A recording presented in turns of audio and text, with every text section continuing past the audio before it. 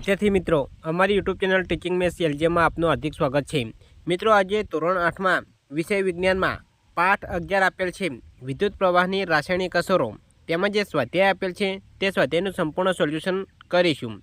जो मित्रों तमे संपूर्ण विडियो जोशो तो तमने संपूर्ण ख्याल आवशे અને જો તમે ચેનલમાં નવા હો તો ચેનલને સબસ્ક્રાઇબ કરવા વિનંતી, જેથી તમને જે નવી નવી અપડેટ આવે છે તે અપડેટ મળતી રહે।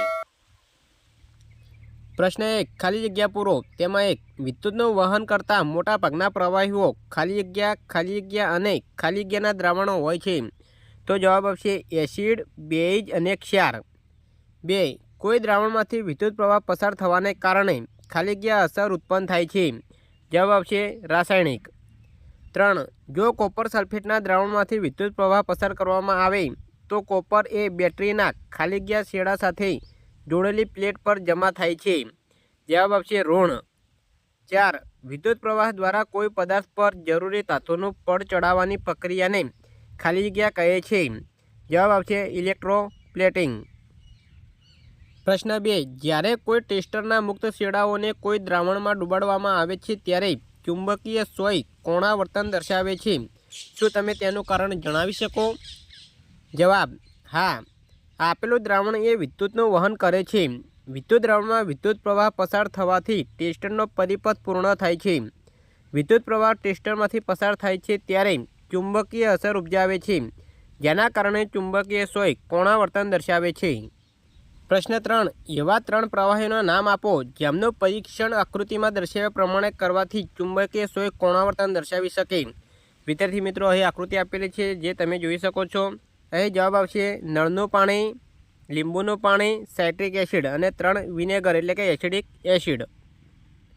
પ્રશ્ન 4 આકૃતિમાં દર્શાવેલ વ્યવસ્થામાં બલ્બ પ્રકાશિત થતો નથી તે માટે શક્ય કારણોની યાદી બનાવો, તમારો ઉત્તર સમજાવો। વિદ્યાર્થી મિત્રો અહીં આકૃતિ આપેલી છે તે તમે જોઈ શકો છો। પરિપથ બનાવેલો છે, દ્રાવણ છે, અહીં બલ્બ છે અને અહીં બેટરી આપેલી છે। તો અહીં જવાબ જોઈશું। જવાબ આકૃતિમાં દર્શાવેલ વ્યવસ્થામાં બલ્બ પ્રકાશિત થતો નથી તે માટે શક્ય કારણો આ મુજબ હોઈ શકે। 1 જોડાણ ક્યાંકથી ઢીલું હોય, 2 બલ્બ ઉડી ગયો હોય, 3 બેટરી ઉડી ગઈ હોય, 4 દ્રાવણ વિદ્યુતનો અવાહક હોય। પ્રશ્ન 5 બે પ્રવાહીઓ એ અને બીના વિદ્યુત વહનની તપાસ કરવા માટે એક ટેસ્ટરનો ઉપયોગ કરવામાં આવ્યો। એવું જોવા મળ્યું કે ટેસ્ટરનો બલ્બ પ્રવાહી એ સાથે એ માટે તેજસ્વી રીતે પ્રકાશિત થાય છે, જ્યારે પ્રવાહી બી માટે ઘણો ઝાંખો પ્રકાશિત થાય છે। તમે કારણ કાઢી શકો કે અહીં 4 ઓપ્શન આપેલા છે તેમાં ઓપ્શન એ સાચો છે। પ્રવાહી એ પ્રવાહી બી કરતાં વધારે સારું વાહક છે। પ્રશ્ન 6 શું શુદ્ધ પાણી વિદ્યુતનું વહન કરે છે? જો નહીં તો તેને વાહક બનાવવા માટે શું કરી શકીએ? જવાબ ના, શુદ્ધ પાણી વિદ્યુતનું વહન કરતું નથી। તેને વાહક બનાવવા માટે તેમાં મીઠું એટલે કે ક્ષાર, એસિડ અને આંબલી બેઝ ઉમેરી શકાય। પ્રશ્ન 7 આગ લાગી હોય ત્યારે ફાયરમેન પાણીની નળીઓનો ઉપયોગ કરતા પહેલાં તે વિસ્તારના મુખ્ય વિદ્યુત પુરવઠાને બંધ કરી દે છે। તેઓ આવું કેમ કરે છે? સમજાવો। જવાબ નળનું પાણી નિષેધન પાણી ન હોવાથી વિદ્યુતનું વહન કરે છે। ફાયરમેન પાણીની નળીઓનો ઉપયોગ કરતી વખતે તે વિસ્તારના મુખ્ય વિદ્યુત પુરવઠાને જો ચાલુ રાખે તો પાણી મારફતે વિદ્યુતનું વહન થવાથી ઇલેક્ટ્રિક શોક લાગવાની શક્યતા છે, જે ફાયરમેન માટે પ્રાણઘાતક સાબિત થઈ શકે છે। પ્રશ્ન 8 દરિયાઈ વિસ્તારમાં રહેનારો એક બાળક પોતાના ટેસ્ટરથી પીવાના પાણી અને સમુદ્રના પાણીનું પરીક્ષણ કરે છે। તે જુએ છે કે સમુદ્રના પાણી માટે ચુંબકીય સોય વધારે ચલિત થાય છે। શું તમે તેનું કારણ સમજાવી શકો? જવાબ સમુદ્રના પાણીમાં પીવાના પાણી કરતાં વધુ પ્રમાણમાં ક્ષારો અને ખનિજ દ્રવ્યો હોય છે, તેથી સમુદ્રના પાણીની પીવાના પાણી કરતાં વિદ્યુત વાહકતા વધારે છે। પરિણામે સમુદ્રના પાણીમાંથી પીવાના પાણી કરતાં વધુ મૂલ્યનો વિદ્યુત પ્રવાહ પસાર થાય છે, તેથી ચુંબકીય સોય વધારે ચલિત થાય છે। પ્રશ્ન 9 શું ધોધમાર વરસાદના સમયે કોઈ ઇલેક્ટ્રિશિયન માટે બહાર મુખ્ય લાઇનની મરામત કરવાનું સુરક્ષિત હોય છે? સમજાવો। જવાબ ના, વરસાદનું પાણી એ નિષેધન પાણી છે, પણ જ્યારે તે વાતાવરણમાંથી પસાર થઈને જમીન પર પૃથ્વી પર આવે છે ત્યારે તેમાં ઘણા ક્ષારો, ધૂળના રજકણો અને પ્રદૂષકો ભળે છે। પરિણામે તે વિદ્યુતનો વાહક બને છે। હવે ધોધમાર વરસાદના સમયે જો ઇલેક્ટ્રિશિયન બહાર મુખ્ય લાઇનનું રિપેરિંગ કામ કરે તો તેને ઇલેક્ટ્રિક શોક લાગવાની શક્યતા છે। જે તેના માટે પ્રાણઘાતક સાબિત થઈ શકે છે। પ્રશ્ન 10 પહેલીએ સાંભળ્યું હતું કે વરસાદી પાણી એટલું જ શુદ્ધ હોય છે કે જેટલું નિષેધન પાણી। તેથી તેને એક સ્વચ્છ કાચના ગ્લાસમાં થોડો વરસાદી પાણી એકત્રિત કરીને ટેસ્ટર્સથી તેનું પરીક્ષણ કર્યું। તેણીને તે જોઈને આશ્ચર્ય થયું કે ચુંબકીય સોય કોણાવર્તન દર્શાવે છે। તેનું કારણ કયું હોઈ શકે?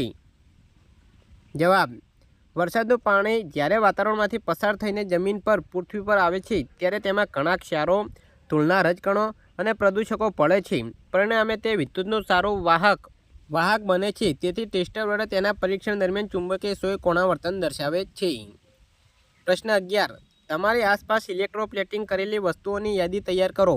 જવાબ: ઇલેક્ટ્રોપ્લેટિંગ કરેલી વસ્તુઓ: કારના અમુક ભાગો, બાથરૂમના નળ, રસોડામાં વપરાતા ગેસ બર્નર, ચમચા, સાયકલના હેન્ડલ, પૈડાની રીમ, કેટલાક આભૂષણો, ટીનના ડબ્બા, પુલ બનાવવા માટે વપરાતા ગર્ડર વગેરે।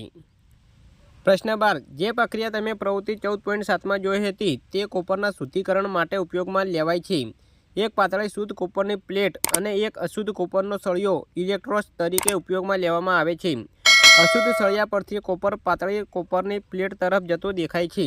કયો ઇલેક્ટ્રોડ બેટરીના ધન છેડા સાથે જોડવો જોઈએ? શા માટે?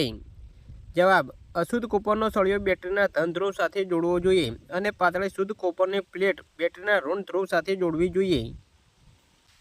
આ રીતે જોડાણ કરવાથી જ્યારે કોપર સલ્ફેટમાંથી વિદ્યુત પ્રવાહ પસાર થાય છે ત્યારે તેનું વિઘટન થવાથી કોપરના ધન આયનો અને સલ્ફેટના ઋણ આયનો બને છે।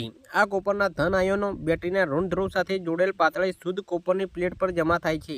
સાથે સાથે અશુદ્ધ કોપરના સળિયા પરથી સમાન માત્રામાં કોપર દ્રાવણમાં ભળે છે। આમ કોપર સલ્ફેટના દ્રાવણમાંથી જેટલી માત્રામાં કોપરની પાતળી શુદ્ધ પ્લેટ પર જમા થાય છે તેટલી જ માત્રામાં કોપર અશુદ્ધ સળિયા પરથી દ્રાવણમાં આવે છે।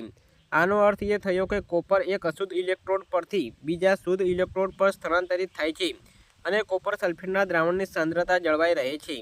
આ રીતે અશુદ્ધ સળિયાનું શુદ્ધિકરણ થાય છે। વિદ્યાર્થી મિત્રો, હવે જે સ્વાધ્યાય હતો તેનું સંપૂર્ણ સોલ્યુશન પૂરું થાય છે। જો તમને વિડીયો ગમ્યો હોય તો વિડીયોને લાઇક કરો, શેર કરો અને સબસ્ક્રાઈબ કરો। Thank you.